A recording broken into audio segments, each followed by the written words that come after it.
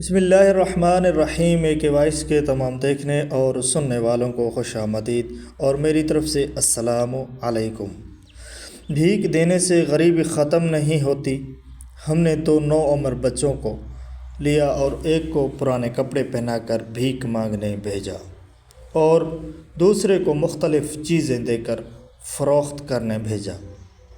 شام کو بھکاری بچہ 800 اور مزدور بچہ 150 روپے کما کر لایا۔ اس سماجی تجربے کا نتیجہ واضح ہے۔ دراصل ہمیں بحیثیت قوم ہم بھیک کی حوصلہ افزائی کرتے ہیں اور محنت مزدوری کی حوصلہ شکنی کرتے ہیں۔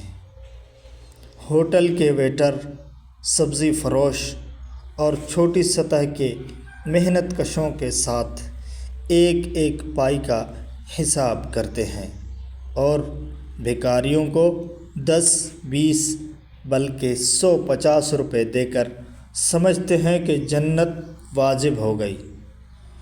ہونا تو یہ چاہیے کہ مانگنے والوں کو صرف کھانا کھلائیں اور مزدوری کرنے والوں کو ان کے حق سے زیادہ دیں۔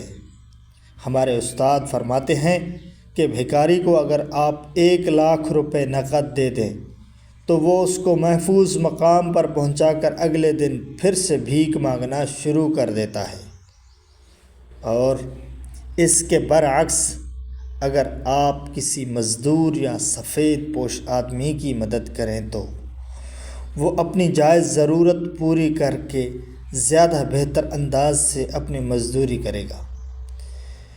کیوں نہ گھر میں ایک مرتبان رکھیں، بھیک کے لیے مختص سکے اس میں ڈالتے رہیں۔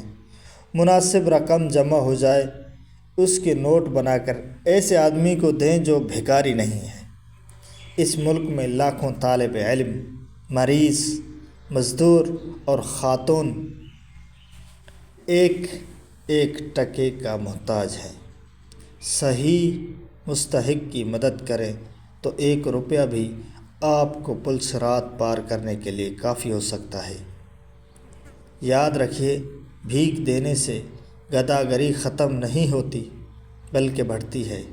خیرات دیں، منصوبہ بندی اور احتیاط کے ساتھ۔ اس طرح دنیا بھی بدل سکتی ہے اور آخرت بھی۔